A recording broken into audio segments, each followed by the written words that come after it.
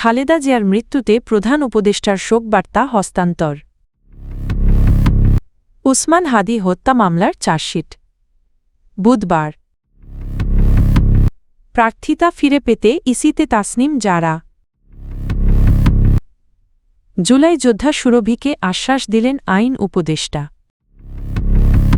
একই দিনে সংসদ নির্বাচন ও গণভোট নিয়ে হাইকোর্টে রিট। সাবেক প্রধানমন্ত্রী ও বিএনপির চেয়ারপারসন বেগম খালেদা জিয়ার মৃত্যুতে অন্তর্বর্তী সরকারের প্রধান উপদেষ্টা প্রফেসর মোহাম্মদ ইউনূসের পক্ষ থেকে পাঠানো শোকবার্তা বিএনপির ভারপ্রাপ্ত চেয়ারম্যান তারেক রহমানের হাতে পৌঁছে দেওয়া হয়েছে। সোমবার বিএনপি চেয়ারপারসনের গুলশান কার্যালয়ে প্রধান উপদেষ্টার একান্ত সচিব সজীব এম খায়রুল ইসলাম শোকবার্তাটি হস্তান্তর করেন। প্রধান উপদেষ্টার প্রেস উইং জানায়, শোকবার্তায় অধ্যাপক ইউনূস খালেদা জিয়ার মৃত্যুতে গভীর শোক প্রকাশ করেন এবং তাঁর আত্মার মাগফিরাত কামনা করেন।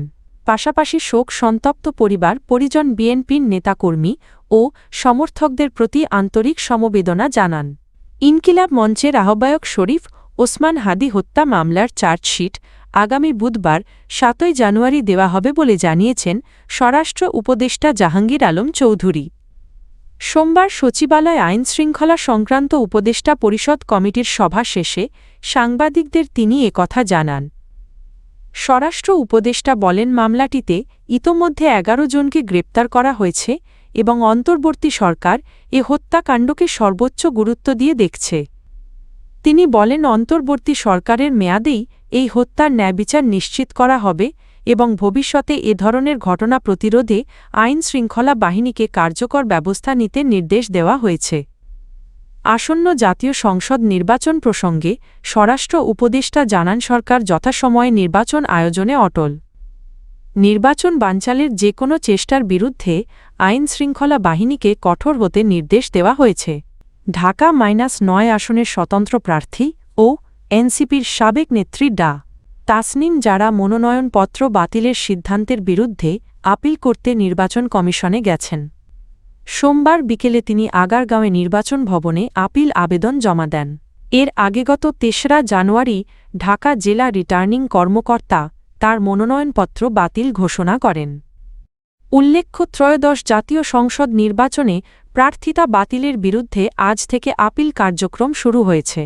আগামী ৯ জানুয়ারি বিকেল ৫টা পর্যন্ত প্রার্থী বা তার ক্ষমতাপ্রাপ্ত প্রতিনিধি নির্বাচন কমিশনে আপিল করতে পারবেন। ব্ল্যাকমেইল মামলা, বাণিজ্য ও প্রতারণার অভিযোগে গ্রেপ্তার আলোচিত জুলাইযোদ্ধা হরিমা জান্নাত সুরভির বিষয়ে খোঁজ নেওয়া হয়েছে বলে জানিয়েছেন আইন উপদেষ্টা অধ্যাপক ড. আসিফ নজরুল। তিনি আশা প্রকাশ করেছেন দ্রুত এ বিষয়ে প্রতিকার পাওয়া যাবে। সোমবার দুপুরে নিজের ভেরিফাইড ফেসবুক পেজে আসিফ নজরুল লেখেন, সুরভির বিষয়ে খোঁজ নিয়েছি, ইনশা আল্লাহ সে দ্রুত প্রতিকার পাবে। এদিকে আদালত সুরভিকে ২ দিনের রিমান্ডে নেওয়ার আদেশ দিয়েছেন। তার গ্রেপ্তারের পর সামাজিক যোগাযোগ মাধ্যমে বিষয়টি নিয়ে ব্যাপক আলোচনা ও সমালোচনা শুরু হয়েছে। কেউ কেউ তাকে ফাঁসানো হয়েছে বলেও দাবি করছেন। একই দিনে জাতীয় সংসদ নির্বাচন ও গণভোটের তফসিল ঘোষণার বৈধতা চ্যালেঞ্জ করে হাইকোর্টে রিট দায়ের করা হয়েছে। সুপ্রিম কোর্টের আইনজীবী ড.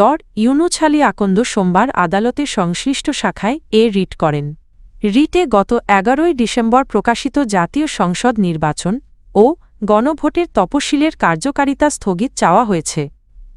এছাড়া তত্ত্বাবধায়ক সরকার গঠন করে নতুন করে নির্বাচনের তফসিল ঘোষণার নির্দেশনাও প্রার্থনা করা হয়েছে।